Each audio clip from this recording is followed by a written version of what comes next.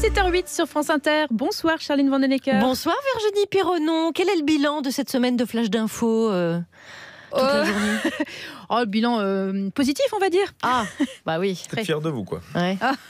Oui, je me toujours, bien sûr. Après tout, pourquoi pas. Merci Virginie Pironnon pour les informations. Le prochain journal, ce sera bien sûr à 18h. En attendant, l'actu, vous savez ce qu'on en fait, hein.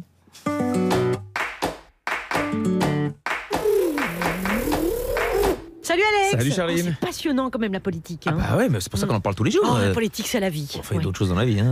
Ça me fait tellement plaisir d'en parler avec notre invité Olivier Duhamel. Il est politologue. Mon rêve. Tu veux que je t'arrange le cou? Ah non, tu sais, moi, la politique, je l'ai là, chevillée au corps. Ouais, chevillée au corps, tu veux que je t'arrange le cou, quoi.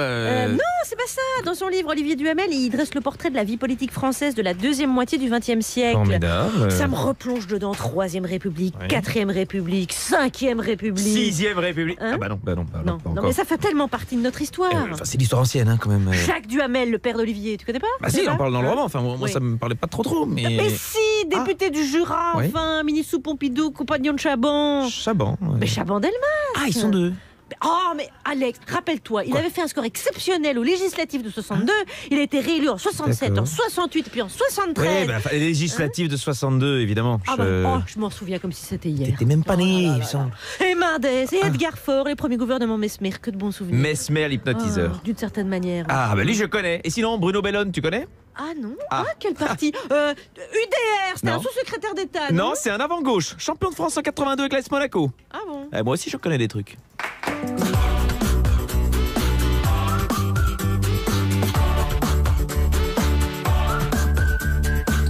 Bonjour la France Inter, vous écoutez une émission du service public, une émission qui crée de la dette. Et voici les 3 informations qui vont faire chuter le PIB de la France. La gauche française est éparpillée et pourtant la plupart des candidats disent la même chose. Pour une Europe sociale, contre l'austérité. C'est comme monter un groupe polyphonique avec des chanteurs qui veulent tous rester en solo, comme Hamon et Jadot par exemple. T'es ridicule, tu vois, je te dis. J'ai jamais pu blairer ta sale gueule. Jamais pu. Le grand débat a fait ressurgir l'idée du tirage au sort pour assurer une meilleure représentation de la diversité de l'électorat. Maman disait toujours, la vie c'est comme une boîte de chocolat. On ne sait jamais sur quoi on va tomber. Sachez que le dernier chic chez les mannequins, c'est de sortir un livre à la main et la couverture, si possible, assortie aux chaussures. Le livre est ainsi transformé en accessoire de mode et c'est validé par Nabila. Tu viens de finir ce livre, mais tu ne sais pas lire. J'espère au moins que tu as aimé les photos. Lui, il se balade avec un exemplaire de Presse Océan sous le bras. C'est là qu'il puise ses brèves. Bonjour Alex Vizorek. Bonjour Charline Vandenegger. Eh bien, belle équipe en ce vendredi. À 17h20, celui qui explique extrêmement bien l'actu pour quelqu'un qui ne la comprend pas lui-même, c'est Thomas VDB. Bonjour. Bonjour, vous ne croyez pas si bien dire Alex, car aujourd'hui je vais vous parler du trou noir qui on a découvert, qui est loin, à au moins 45 km dans la galaxie. Et je vais tout vous expliquer sur en la détail. 16, il paraît. Je pense qu'on va apprendre des choses. À 17h30, elle qui a presque ressuscité autant de morts que Jean Tibéri, c'est Christine Gonzalez. Bonjour. Bonjour, Daniel Balavoine se prend pour PNL, paraît-il. Il nous ouvre même les portes de son studio dans l'au-delà. Je suis en train en fait de travailler, j'allais dire à ma façon, je dirais plutôt à notre façon. Je vous explique pourquoi, parce que... Non, vous nous expliquerez ça tout à l'heure. Daniel Balavoine sera donc là. À 17h40, notre chroniqueuse littéraire, qui d'ailleurs adore offrir ses livres une fois qu'elle les a lus. Heureusement donc qu'elle ne fait pas une chronique sous-vêtements. C'est Juliette Arnaud, bonjour. Oui, mais alors aujourd'hui, regardez, je me prends pour un mannequin. Ouais. J'ai sorti le livre du jour à mes chaussures. On est dans le thème. Et le livre du jour, c'est celui de notre invité. À 17h55, vous saviez combien je déteste les guitaristes. Je considère que c'est une sale race. Eh bien, sachez que Frédéric Fromet a réussi à m'en amener un deuxième. Il vient avec un collègue. Grosse surprise en fin d'émission. J'en dis pas plus. Et voici celui qui va élever notre open space. Je vous laisse nous annoncer qui vous êtes. Vous êtes... Olivier Duhamel tombé dans cette galère. France Inter. Charline Vandenegger. Trop tard. Alex Vizorek. Bouclez toutes les issues. On vous tient, Olivier Duhamel. Merci d'être avec nous. Vous publiez un très joli accessoire de mode intitulé Colette et Jacques, paru chez Plomb. Olivier Duhamel, un roman. Vous êtes constitutionnaliste, politologue, professeur aussi à Sciences Po. Alex Vizorek, je vous laisse vous pencher sur Colette et Jacques. Colette et Jacques, c'est votre premier roman, alors que vous avez écrit plus d'une trentaine de livres politiques. Trop, oui. Alors trop, j'en sais rien. Trentaine, c'est trop. Se laisse seul juge. Cette collecte et ce Jacques, ce ne sont pas n'importe qui, ce sont vos parents. Vous avez envie de les raconter tout en racontant l'histoire politique de la deuxième moitié du XXe siècle. Comment ça se fait que vous aviez attendu si longtemps avant de passer à un roman ? Ah non, c'est plutôt comment est-ce que vous avez osé passer un roman, la question, parce que... Ça aurait été provocateur de ma part. Parce que Vous regrettez ? Non. Ah non, je regrette pas, mais j'avais trop de respect pour le roman, peut-être aussi trop peu de culture littéraire, parce que j'ai tellement été obligé de lire et de lire et de lire des essais, des manuels, des copies, des journaux et tout, que quand vous êtes obligé de lire, vos yeux s'épuisent et le temps disponible pour le roman se rétrécit beaucoup. Et donc, non, ça me complexait beaucoup. Et peut-être vous ne vouliez pas qu'ils le lisent, cette histoire-là ? Maintenant, je regrette qu'ils le lisent pas, parce que, évidemment, il y a des gens qui croient qu'ils le lisent là-haut, mais j'en suis malheureusement pas. Non, ce qui a été absolument jouissif, je vais vous dire, et le mot n'est pas trop, c'est imaginer que vous avez passé 40 ans de votre vie à beaucoup écrire des choses toujours contraintes par l'exactitude. La seule liberté, elle était sur les idées. Mais dès que vous donniez des faits, des dates, des lieux, des citations, tout devait être vrai. Et tout d'un coup, vous avez le droit d'inventer. Ah là, le pied, mais c'est génial. C'est la conquête d'une liberté à mon vieil âge, c'est sublime. Mais la part d'invention, oui. Parce que vous appelez ça roman, à la fin vous appelez ça roman vrai, c'est pas loin d'une biographie. Oui. La part d'invention, elle est où ? Elle est où ? Y a une histoire que j'adore, c'est qu'au début, je raconte la première histoire d'amour de mon père avec une secrétaire à Sciences Po, qui d'ailleurs du coup va se faire virer. Et en fait, c'est la vôtre. Mon petit frère me dit « Ah la vache, je savais pas ». Et puis quelqu'un qui travaille avec moi et qui est historienne à Sciences Po est allé chercher dans les archives les Martines de l'époque et me raconte aussi ça. J'ai dit « Mais vous rigolez, cette histoire est intégralement inventée ». Donc par exemple, plus sérieusement, je ne connaissais pas, je sais que mon père était résistant, je sais qu'il était dans un groupe de résistants, et je ne savais qu'une chose, c'est qu'il se réunissait dans une épicerie à Montmartre, et que l'épicière s'appelait Madame Pierson. Pourquoi je savais ça ? Parce que quand j'étais gosse, tous les jours avant Noël, arrivait une grosse dame à la maison, avec un panier plein de charcuterie. Alors la troisième année, je dis à mon père, mais c'est qui cette dame qui vient tout le temps ? Il me dit, c'est l'épicière chez qui se réunissait notre groupe de résistants. C'est à peu près les seules choses qu'il m'a racontées de la guerre. Donc j'ai été obligé d'inventer le reste. Donc c'était pour combler un peu les vides. Si vous voulez me faire plaisir dans la liberté de l'écriture, combler les vides. Oui. Alors il y a toutefois un truc quand même assez romanesque, c'est-à-dire que tout le monde y est. Venir, là. J'espère bien. Vous allez m'expliquer pourquoi. Vos grands-parents sont dedans, vos parents sont dedans, vos frères sont dedans. Ouais. Et puis avec Juliette, on s'est fait quand même une petite remarque. C'est-à-dire que Wikipédia raconte beaucoup plus d'âneries que ce que j'imaginais. Ou dans la famille Duhamel, il n'y a pas de fille qui s'appelle Marie et qui serait née un 2 mai 1950. Le 2 mai 1950, il y a un Olivier Duhamel qui se tient sur ma gauche. Alors, pourquoi est-ce que vous vous faites passer pour Marie ? Alors, il y a deux raisons. Il y a ma raison, c'était que je voulais me mettre à distance. Je voulais pas que l'auteur soit présent, et même je voulais pas, moi, me méfiant de mon narcissisme moindre que ce que disent mes amis, mais néanmoins conséquent. Et donc, c'était une mise à distance qui me rendait service. Et puis alors, il y a une deuxième interprétation qui a été faite par un de vos collègues, Jean Birnbaum, qui dirige Le Monde des Livres, et qui considère que, comme j'explique dans le livre, que mon père voulait absolument avoir une fille et qu'il n'avait jamais eu de fille, et que donc sa préférée aurait été une fille, c'était pour que je sois le préféré de mon père. Oui, ou alors pour pas appeler votre roman Le Fils préféré. Ah oui, par exemple. C'était l'explication freudienne. Exactement. Donc tout est, malgré tout, il y a plein de choses vraies, évidemment. Oui. Et notamment l'effet historique. Ça vous a amusé, ça, de vous replonger justement dans cette époque, dans celle qu'on a un peu caricaturée dans la conf de rédac de début? Alors, d'une part, ça m'intéresse. D'autre part, c'est quand même la chose dans l'écriture de ce livre où mon savoir me servait, quoi. Et tout d'un coup, quand vous avez aussi passé, c'est toujours pareil, il faut regarder ça par rapport à ce qu'on a fait avant. Quand vous avez passé des années à faire des cours dans lesquels vous expliquez aux étudiants ce que c'était que la 4ème République, enfin pas à ceux qui peuvent rien comprendre comme vous, évidemment. Merci Olivier, j'ai très touché. C'est plutôt moi ça qui comprends pas. Mais vous avez enseigné, expliqué les choses d'une manière académique, même si vous étiez un prof plutôt vivant, et tout ça, quand même. Bon, reprendre le même sujet, mais le faire découvrir par la voie romanesque, c'est totalement différent. Et là aussi, c'est plutôt assez agréable à faire. Eh bien, agréable à lire également. Colette et Jacques, paru chez Plon. Juliette Arnaud va y revenir tout à l'heure dans sa chronique. En attendant, musique, vous êtes sur France Inter. The Liminianas, c'est dans la playlist. Je ne suis pas très drogue, nous disent-ils. C'est quoi ton nom? Cold Princess. T'as quel âge? Qu'est-ce que ça peut te faire? Tu veux un cachou? Non merci, je ne suis pas très drogue.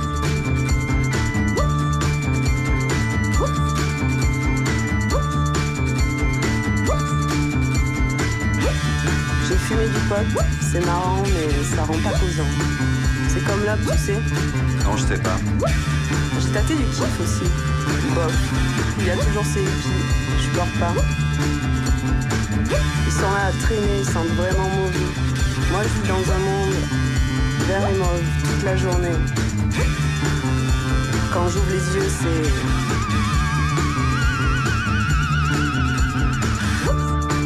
Tu veux un cachou? Non merci, je ne suis pas très drogue.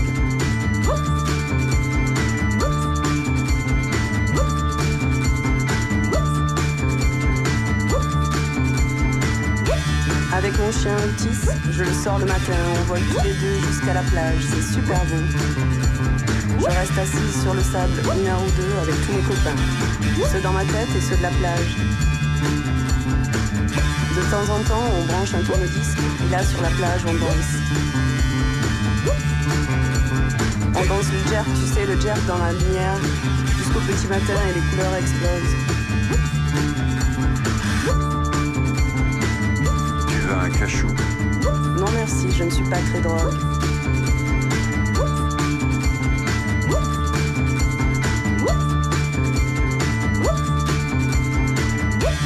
Là, sur la plage, quand le vinyle crépite sur la platine, ça fait...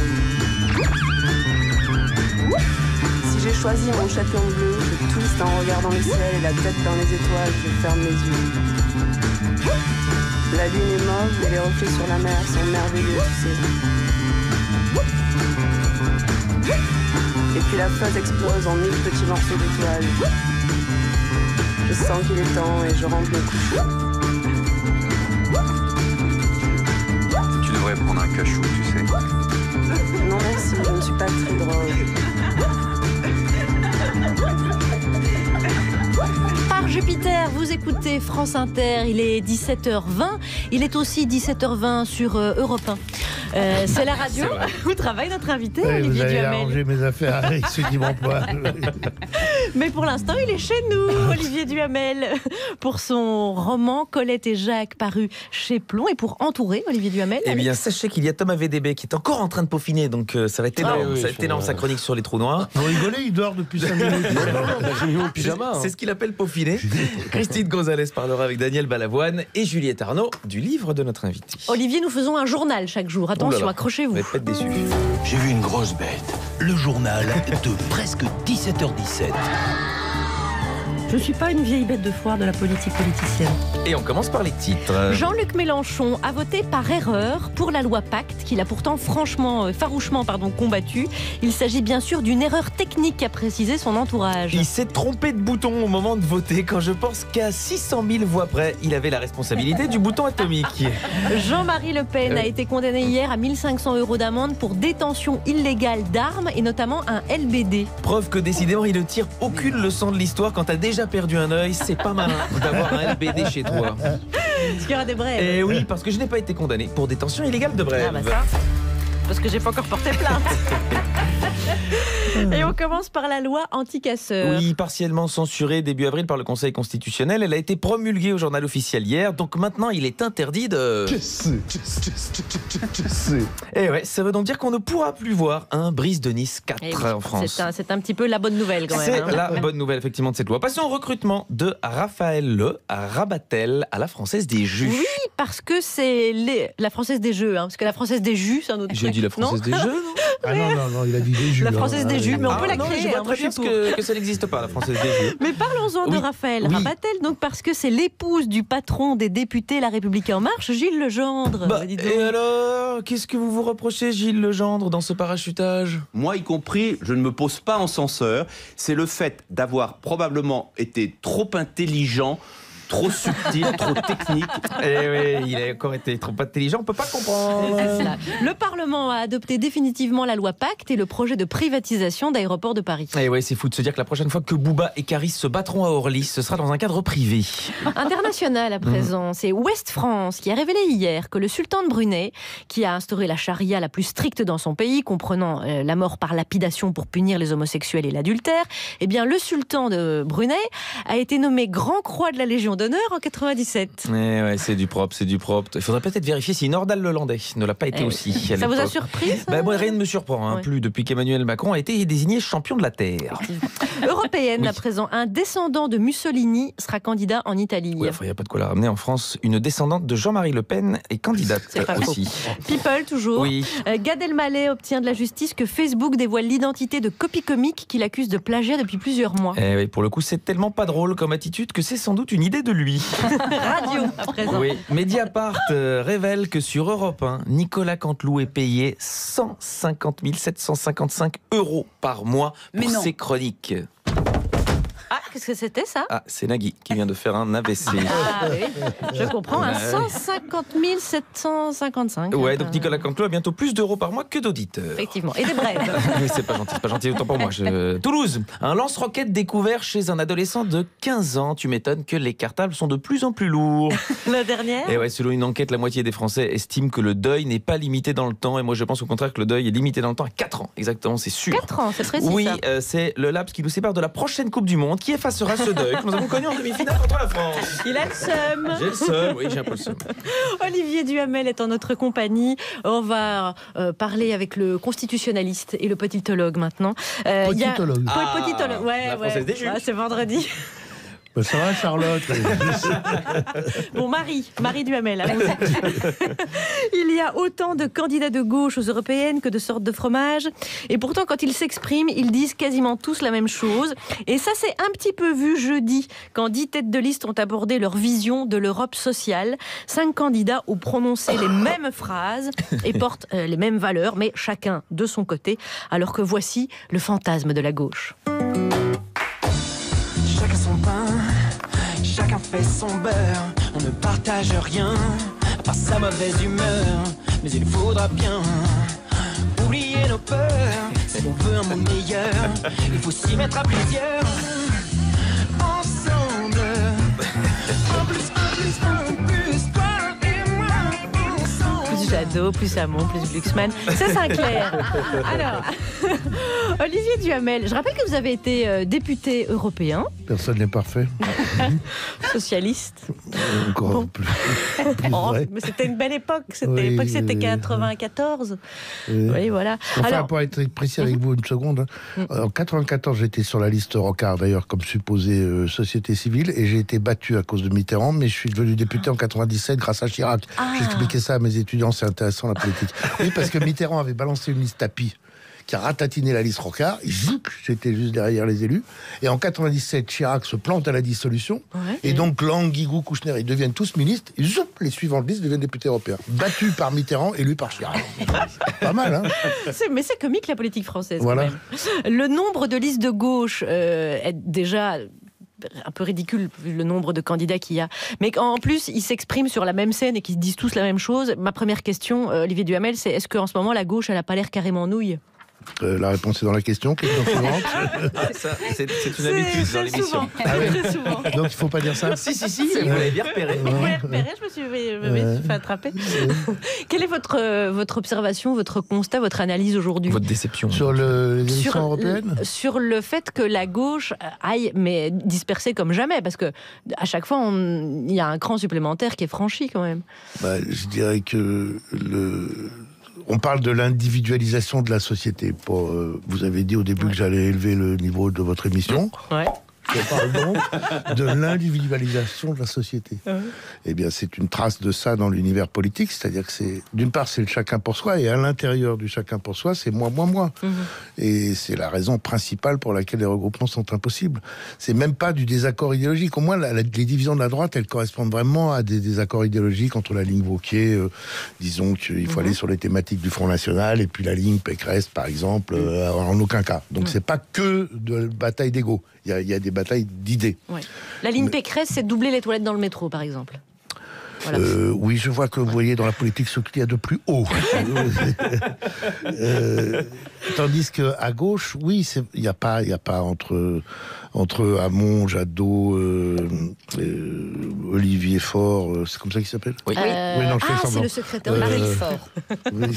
Oui. Non, Maurice Faure, c'était un homme politique. Je le vois. Il y a aussi Yann Brossat du PCF, qu'on n'entend pas beaucoup, mais qui est là. Vous avez vu les affiches du PC ? Ah non, j'ai pas vu moi. Ah, c'est génialissime. Il faut regarder toutes les affiches du PC dans l'histoire qui sont les luttes, l'international. Et là, les affiches du PC, c'est pour un monde plus humain. Oh. Ah non, c'est vachement audacieux. On les sent apaisés. Mais est-ce que les luttes fratricides du référendum de 2005, elles laissent encore des traces aujourd'hui ? Ou ça, c'est déjà l'histoire ancienne, à gauche ? Au sein de la gauche, pas tellement, finalement, parce que les désaccords se font pas. Comme vous l'avez dit tout à l'heure, vous allez nous le dire tout à l'heure... Christine Gonzalez.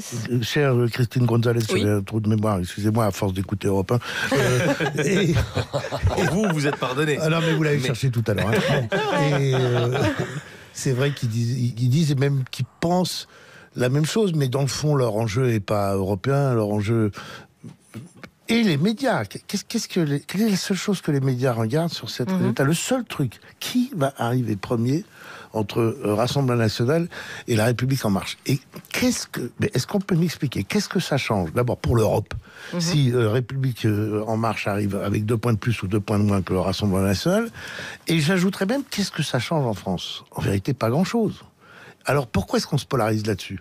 Parce que l'Europe c'est compliqué, les médias ça les emmerde, ils ont décrété que ça emmerdait les Français, ce qui est quand même excessif parce qu'il y a parfois des manières d'en parler qui n'emmerdent pas, c'est donc le diable qui se mord la queue, et donc ils ont essayé de trouver un truc visible, qui veuille dire quelque chose, où on peut pendant toute la campagne dire ça va aller passer quelque chose de feuilletonnant pour tenir un haleine. Voilà. Ouais. Mais ça n'a aucun intérêt, quoi. Donc... Mais justement, si toutes ces listes de gauche étaient ensemble, il y aurait 3 forces en présence. Bien sûr. Et donc vous pourriez complexifier le dur en disant lequel des 3 arrivera premier, mais ce serait pas plus intéressant non plus. À un moment, il faut quand même que les gens aillent voter et puis aillent assumer leur choix idéologique. Mais donc il faut essayer un tout petit peu de parler du fond et de pourquoi ces élections européennes sont plus importantes que les autres. Pourquoi c'est la première fois qu'il n'y aura pas des majorités automatiques faites par les 2 grands partis parce qu'ils ne sauront pas les moyens de le faire, que donc les voix comptent plus que d'habitude, que au moment du Brexit, au moment où il y a des États populistes qui veulent plus tellement jouer des majorités populistes dans tel et tel État qui veulent plus tellement jouer la carte européenne, il est important, si on est d'accord et nationaliste avec eux, de les renforcer, si on est d'accord qu'au contraire on a besoin dans beaucoup de sujets de l'Europe de les contrer, bref, des choses sérieuses, importantes à dire, qui ne sont pas forcément ni inaudibles, ni emmerdantes comme la pluie. Et importante à rappeler. Merci. Donc chaque voix Olivier compte. Duhamel. Allez voter. C'était la toute petite partie, essayez de remonter. On va maintenir le niveau, Olivier Duhamel, ne vous inquiétez pas, car voici venu le moment de Thomas VDB. Exactement, bonjour, et voilà, suivez-moi, puisque je vous emmène dès maintenant dans l'espace intersidéral. Regardez-le, le voilà, il est là, c'est lui. C'est le trou noir, très très loin dans l'espace. Trou noir, tu ressembles un peu à un donut. Trou noir, dis oui Titi, on te prend en photo. Trou noir. Ah mais il faut savoir que ça bosse, il y en a qui écrivent des livres pendant ce temps-là, il y en a qui bossent le générique. Voilà. Et voilà. Quand il se réveille, il se réveille. Ah bah oui, je m'économise, tout simplement. Et effectivement, on n'arrive pas bien à le voir sur la photo, mais apparemment, au moment où il a été photographié, il semblerait que le trou noir aurait dit Ouistiti. Et c'est un événement exceptionnel, c'est une découverte extraordinaire. On a réussi à apporter la preuve de l'existence du truc le plus mystérieux du monde, parce qu'on sait que les trous noirs, ça existe depuis qu'Einstein l'a dit, mais pourtant on les avait jamais vus. Voilà, on sait qu'ils sont là, mais on ne les voit pas. C'est un peu comme les reptiliens, comme les Illuminati, ou certains agents de la Poste, disons à partir de 15h30 environ, quand même. Voilà. Et c'est donc une femme, Cathy Bowman, qui a permis, alors au terme de plusieurs années de travail avec plein de chercheurs équipés de nombreux appareils techniques, de reconstituer l'image de ce trou noir. Il y a une photo d'elle hyper émue devant son ordi qui circule sur Internet. Bon, malheureusement, c'est pas un selfie. Bon, j'aurais préféré que ce soit un selfie, parce que j'adore les selfies, mais c'est pas grave. Je trouve ça excellent, les selfies. Et donc, voilà. Et donc, beaucoup de gens, naturellement, les yeux d'Olivier Duhamel qui me regardent. Je cherche le lien, c'est tout. Bah non, la passion n'est pas la passion d'une selfie, c'est tout, voilà. Non, et voilà, donc aujourd'hui, beaucoup de gens se réjouissent, bien sûr, du fait que ce soit une femme qui a permis de faire avancer la science. Et là, pardon, mais je voudrais quand même pas que ça fasse oublier le travail magnifique que font aussi les hommes. Voilà, et pas que dans le milieu de la science, c'est vrai, pardon, mais Arnold Schwarzenegger, c'est un homme. Stallone, c'est un homme. Et voilà. Donc j'aimerais que les filles mettent un peu de perspective dans tout ça. Les gens n'ont pas idée du nombre d'avancées scientifiques que la découverte de ce trou noir va permettre. Et pour tout vous dire, moi non plus, je n'en ai aucune idée, absolument. Parce que je ne sais pas exactement pourquoi c'est une découverte révolutionnaire, mais beaucoup d'astrophysiciens sont formels. Et eux, je peux vous dire qu'ils comprennent très très bien le bidule. Ils le disent, c'est une découverte hallucinante. Ils sont ravis. Ce faisant, je décide de leur faire totalement confiance et pouvoir être complètement content avec eux. Et juste vous dire, savoir que c'est une découverte révolutionnaire, moi ça me suffit à être super content. Je suis vraiment très content. La photo prise par Cathy Bowman, donc c'est une reconstitution, parce qu'en fait une des propriétés du trou noir, c'est d'être invisible. Il n'est donc pas photographiable. C'est un peu comme moi dans une soirée après 1h du matin, je ne suis pas photographiable, c'est pareil. Et voilà, un trou noir c'est invisible, ça aspire tout. Ça aspire tout, on ne sait pas où vont les choses. C'est un peu comme une sorte de paradis fiscal du cosmos. Et ça aspire tout, même la lumière, et c'est ça qui est hallucinant. Ça veut dire quoi? Ça veut dire que des fois quand on dit d'une actrice qu'elle prend bien la lumière, un trou noir, lui, il absorbe la lumière. C'est-à-dire vous mettez peut-être dans un casting un trou noir avec Isabelle Adjani et Catherine Deneuve, se font laminer par le trou noir. C'est lui qui a le rôle obligé parce que lui, il gobe la lumière, il gobe vraiment la lumière. Alors, on ne sait pas où vont les choses, on ne sait pas non plus quand vont les choses exactement dans un trou noir, parce que plus on décide de s'enfoncer dans un trou noir, ce qui est quand même une décision à la con d'ailleurs, il faut bien le dire, et plus le temps ralentit.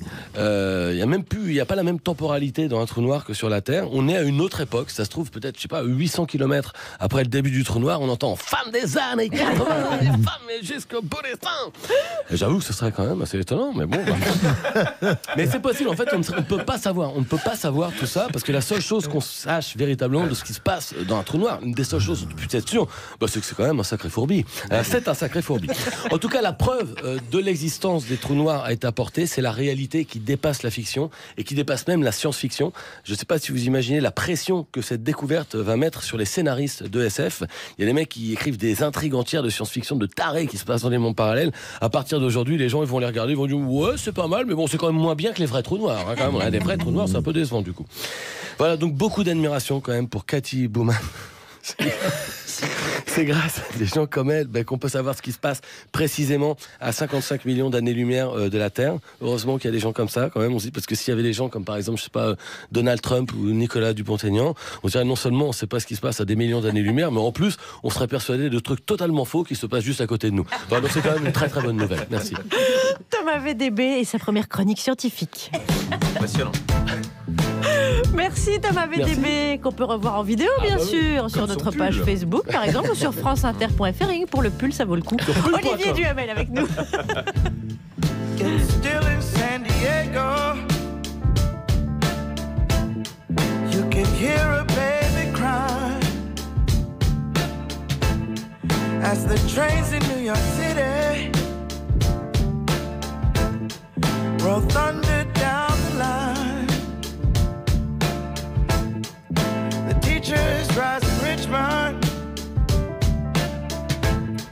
as they sleep in San Antonio, while the harbor lights on Baltimore got nurses headed home, and the Joes of Maricopa say you made it, but here's wrong. It's morning in America, but I can't see the dawn.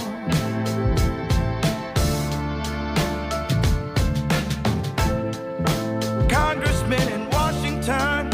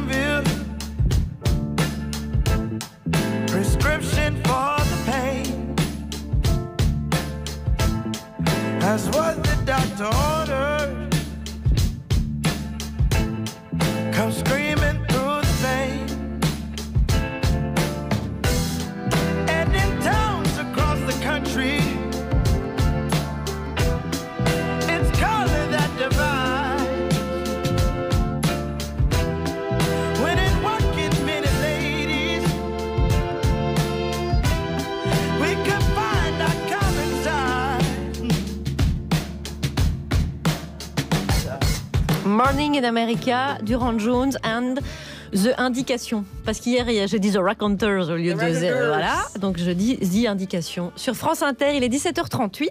C'est Olivier Duhamel qui nous accompagne jusqu'à 18h. Il publie son premier roman intitulé Colette et Jacques, paru chez Plomb. Juliette Arnaud va y revenir dans quelques instants.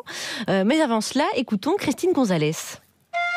En une semaine, l'album de PNL est déjà disque de platine. C'est le meilleur démarrage du rap français de l'ère du streaming. Ouais. C'est le moment de parler du succès de PNL. Ouais, vive le vocodeur. Ouais, Charlie Thomas. Wesh, Juliette Alex. Wesh, sur France Inter par Jupiter, t'écoutes ça. Ouais, sur France Inter par Jupiter. Ouais, grosse, t'écoutes ça. Ouais, écoute ça. Ouais, t'as ouais. C'est le moment de parler du succès de PNL. Ouais, vive le vocodeur. Dans l'au-delà, PNL a aussi beaucoup de succès. Daniel Balavoine, comment allez-vous? Je me raccroche à la vie.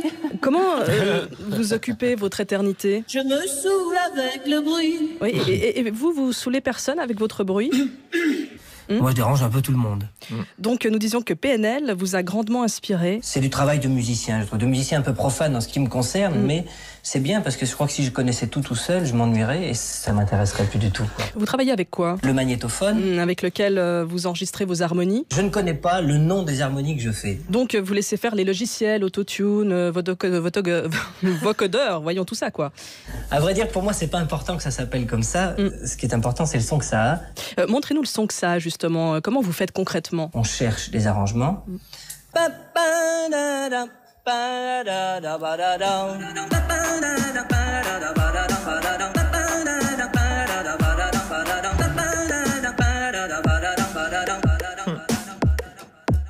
Je pense qu'on est en train de faire de l'exclusivité, là, c'est formidable. Merci, ouais. C'est un peu pour expliquer tout ça et pour dire simplement que c'est un état d'esprit. C'est pour ça que je fais confiance aux gens qui m'entourent. Et puis ça me rappelle ma jeunesse en plus. Ça me rappelle ma jeunesse en plus. Ça me rappelle ma jeunesse en plus. Et vos copains de l'au-delà, ils apprécient? Bon, il y a des gens qui ont fait « Oh, c'est vraiment formidable !» Et vous comprenez pourquoi les jeunes adorent ça? Et c'est l'exemple type des choses que je sais pas, ça. Et c'est l'exemple type des choses que je sais pas, ça passe. Et c'est l'exemple type des choses que je sais pas, ça passe. Et c'est l'exemple type des choses que je sais pas, ça passe. Est-ce qu'on pourrait avoir une conversation normale? Est-ce qu'on pourrait avoir une conversation normale? Est-ce qu'on pourrait avoir une conversation normale? Est-ce qu'on pourrait avoir une conversation normale? J'hallucine, je peux pas faire ma chronique tranquille. J'hallucine, je peux pas faire ma chronique tranquille. J'hallucine, je peux pas faire ma chronique tranquille. Daniel Balavoine, est-ce que vous pouvez arrêter, s'il vous plaît? Non. Mais pitié, mais SOS, quoi. Tous les cris SOS partent dans les airs, On sent les limites du système. Hein. Enfin, le prenez pas mal, mais je vous préfère à l'époque. Bâtard. Pardon? Vous m'avez traité de bâtard? J'ai bien dit bâtard. Ah oui, d'accord. Donc PNL a une super influence sur vous. Hein. Ça veut pas dire pour autant qu'on soit pas respectable. Bon, en tout cas, je vois que tout va pour vous et c'est à peu près tout ce qui compte. La preuve, je suis encore là, je peux encore parler, je peux encore dire des choses. Et je dis ce que j'ai à dire sur le ton que je veux. Et je dis ce que j'ai à dire sur le ton que je veux. Sur le ton que tu veux, ouais. Sur le ton que je veux. Ok, j'ai compris. Et je dis ce que j'ai à dire sur le ton que je veux. C'est bon, on peut conclure. Sur le ton que je veux. Ouais, sur le ton que tu veux. Okay. Et je dis ce que j'ai à dire sur le ton que je veux. Sur le ton que tu veux, ouais. Sur le ton que je veux. Ok, j'ai compris. Et je dis ce que j'ai à dire sur le ton que je veux. C'est bon, on peut conclure. Sur le ton que je veux. Ouais, sur le ton. Et je dis ce que j'ai à dire sur le ton que je veux. Belle soirée par Jupiter sur France Inter. Christine Gonzalez, merci beaucoup. Avec plaisir. Bravo, là. De la RTS, avec les archives de l'INA. Absolument. Oui. Et un peu de vocodeur. Oui, bien sûr. INA et vocodeur. Et oui, c'est l'ancien et le nouveau monde qui se rencontrent. Merci Christine Gonzalez. 17h42 sur France Inter. Olivier Duhamel est en notre compagnie. Abordons cet autre sujet car elle a un malaise, la représentation démocratique. Pour y remédier, l'idée du tirage au sort est réapparue lors du grand débat. Un tirage au sort qui viendrait compléter le vote, pas le remplacer, parce que le tirage au sort tout seul, c'est beaucoup trop de surprises. Je demande un volontaire pour se mettre tout nu au milieu des nudistes. Au hasard. Une poule sur un nid qui picote du pain dur, picoti, picota, lève la queue et puis s'en va. Ah bah ça c'est de la triche, c'est. Comment? Je disais c'est de la triche. Comment? Dites, regardez, qu'est-ce que vous disiez? Ah, rien. Ah, je vais vous entendre murmurer. Dites-moi, cette nuit, vous irez préparer le terrain. Vous aurez l'honneur d'être le premier au contact de l'ennemi. Voilà, j'espère que vos camarades vous en disent. Pardon, peut-être que juste un petit slip. Le gendarme de Jean Giraud. Sur cette idée de tirage au sort, Olivier Duhamel, déjà, est-ce que la représentation nationale, elle doit être un miroir de la population? Non, un miroir strict de la population, non. Mais quand la représentation nationale est très, très éloignée de ce qu'est la population, ça commence à poser un problème. On a mis très, très, très longtemps à considérer que c'était un problème qui est tant d'hommes et si peu de femmes. Et ça, c'est une chose qui était relativement facile à corriger, parce qu'on distingue, à part quelques cas très particuliers, assez bien un homme d'une femme, et on pouvait mettre des règles de quotas, de parité, etc. C'est beaucoup plus compliqué à faire pour les classes populaires. Vous n'allez pas mettre un quota de caissières de supermarché, un quota de paysans pauvres, etc., etc. Donc c'est beaucoup plus compliqué, et du coup, les mécanismes de reproduction des élites et d'éloignement de la diversité populaire sont importants, et c'est un problème. Et c'est un des problèmes que peut résoudre le tirage au sort. Donc, vous y êtes favorable, vous ? Je pense qu'on pourrait introduire une assemblée citoyenne consultative dans laquelle il y a une très forte représentation tirée au sort. Je signale, parce que vous m'avez dit pendant un bref intermède que votre émission était très prescriptive de livres, ce dont je tiens à dire que je me réjouis tout particulièrement. Et je vais en profiter pour vous dire qu'il y a un petit livre sur le tirage au sort qui n'est pas de moi, n'est-ce pas ? C'est purement amical ce que je fais. Il s'appelle Gilles Delannoy, c'est même pas un de mes potes, c'est juste un collègue qui a un petit livre très intéressant auprès de Sciences Po. Bon, là c'est vrai que c'est ma maison, Sciences Po, sur le tirage au sort, et qui vous dévoile tous les différents mécanismes, les utilisations, l'histoire du tirage au sort. C'est très intéressant. On peut vraiment considérer que le tirage au sort peut apporter beaucoup, et à condition de ne pas le substituer totalement à la... qu'il soit complémentaire au vote. À la représentation nationale. Alors on voit dans ce grand débat qu'il y a une grande aspiration à la représentativité des citoyens, même hors grand débat, dans le débat en général. Les questions du vote blanc, les référendums locaux, les pétitions, etc. Et dans un même temps, on lit souvent des études ou des articles qui nous expliquent que les Français réclament un homme fort à la tête du pays, une espèce de père de la nation, etc. Est-ce que c'est pas paradoxal, ça ? D'abord, les Français sont absolument traversés de paradoxes. Donc, c'est pas nouveau. Dans toute notre histoire, on est à la fois le peuple le plus soumis et le peuple le plus révolutionnaire, le peuple le plus éruptif et le peuple le plus monarchiste. Il n'y a pas un pays il n'y a pas une démocratie en Europe dans laquelle le pouvoir soit à ce point incarné et dirigé par un homme. Et par un homme qui, de surcroît, ne rend compte que quand il veut et où il veut. Quand vous êtes Premier ministre britannique, on le voit par les temps qui courent, mais c'est tout le temps pareil, vous êtes obligé d'aller quasiment toutes les semaines vous expliquer devant les députés. Vous n'avez pas le choix. Et puis il y a des gens qui vous interpellent, c'est pas vous qui... En France, président de la République, je ne sais pas sous quelle forme je vais intervenir, je vais peut-être faire une allocution, ou alors si je fais avec des journalistes, c'est moi qui les choisis, si je fais une allocution, toutes les chaînes les retransmettront, les radios, si ça se trouve, vont être obligés aussi, et tout. Il est son propre producteur. Mais oui. Il y a pas... Et puis bon, c'est un exemple, mais c'est pas le seul. Qu'est-ce qu'on a vu dans le grand débat ? Le nombre de micro-demandes qui étaient adressées directement au président de la République, comme si c'était lui qui devait régler un problème de fermeture de maternité ou que sais-je encore. C'est le service client SFR. Oui, donc, non, parce que vous me direz, l'autre service, c'est pas terrible non plus, enfin, la comparaison. Et que quand on lit votre livre, vous parlez évidemment de votre père, grand politicien, mais vous parlez aussi des hommes politiques de l'époque, et on comprend à quel point vous estimez sans doute que la politique est un métier. Vous l'avez vu en tant que... Et vous l'avez fait vous-même. Pour quelqu'un qui débarquerait comme ça parce que tiré au sort... c'est antinomique avec l'idée que c'est un métier. C'est un mandat ou un J'aime métier ? pas tellement l'idée que ce soit un métier. Mon père, ce qu'il avait de plus fort, c'était pas ses compétences, qui étaient pourtant grandes. C'était un type qui avait beaucoup de zones d'intelligence. Personne n'est complètement con et complètement intelligent. C'est gentil, ça me rassure. Il y a des gens apparemment un peu cons, je citerai personne autour de la table, qui ont des vraies zones d'intelligence. Et vous avez des gens genre Giscard d'Estaing qui ont une extraordinaire intelligence abstraite, mais l'intelligence humaine... Olivier Duhamel. Donc, ce qui est plus important, ce qui était très fort chez lui, c'était l'incroyable lien avec ses électeurs. C'est à quel point il les aimait et à quel point eux l'aimaient. Et ça, c'est au moins aussi important, si ce n'est plus que la compétence. De surcroît, je vais vous dire deux choses, très vite. Quand on prend des décisions politiques aujourd'hui, le plus souvent, on les prend sur une seule colonne, dite de la rationalité. Est-ce que c'est rationnel économiquement, financièrement, juridiquement, etc.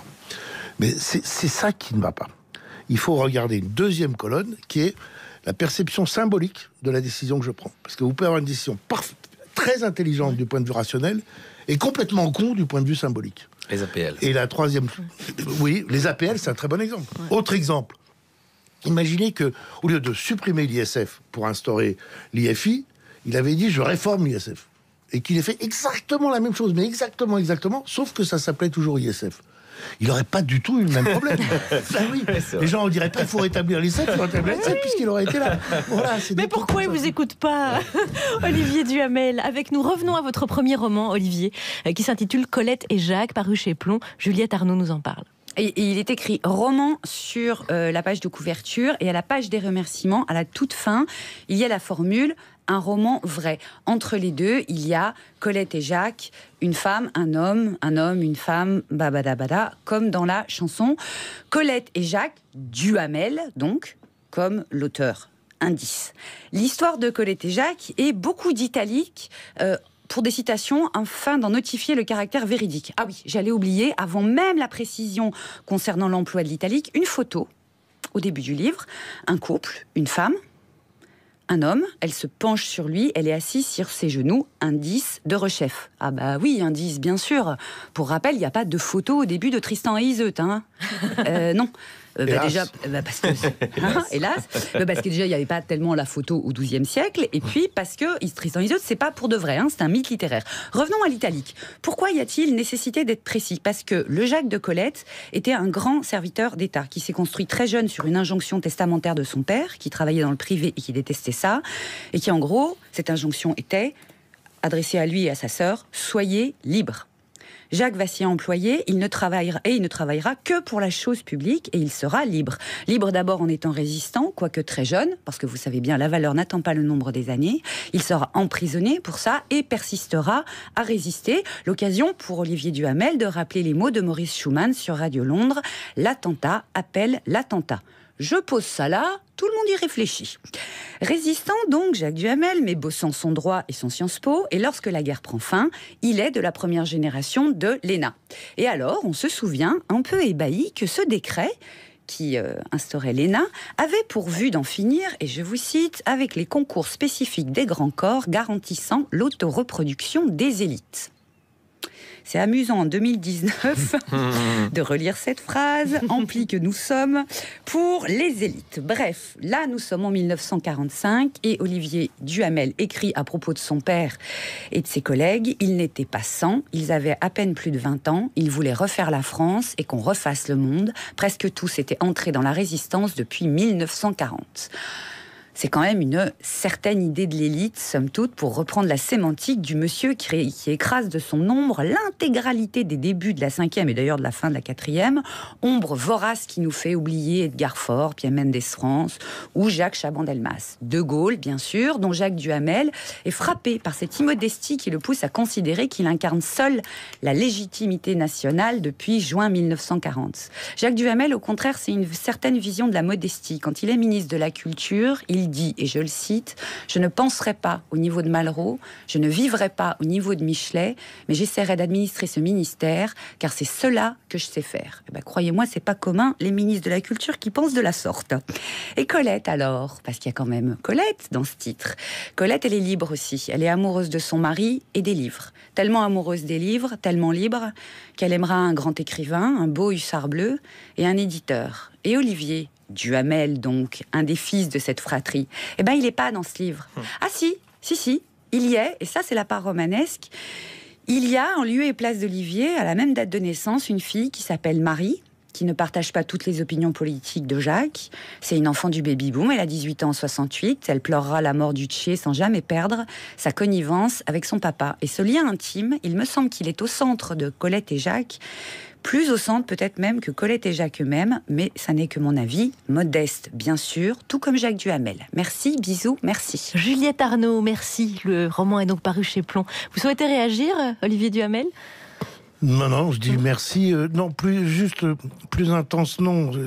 Très, très différent, c'est tout. Le lien entre un père et une fille, mais même entre un père et un fils qui s'adorent, n'est pas de même nature que le lien entre au sein d'un couple entre... Non, mais la connivence. Ah, la connivence, oui. Les connivences, c'était pas les mêmes. Parce que, par exemple, ma mère n'était pas passionnée par la politique. Marie était passionnée par la politique. Et du coup, ils avaient une connivence sur ce terrain-là. Je raconte dans le livre, je crois que je raconte, parce que parfois je sais plus que je suis assez narcissique, mais pas au point de me relire tous les jours. On vous confirmera. Voilà. Que quand il décide de soutenir Pompidou et pas Poher alors qu'il était centriste d'opposition, il y a un débat en direct, il y a un débat sur Europe 1, et il voulait que Pompidou lâche des choses sur plus de liberté et sur l'Europe.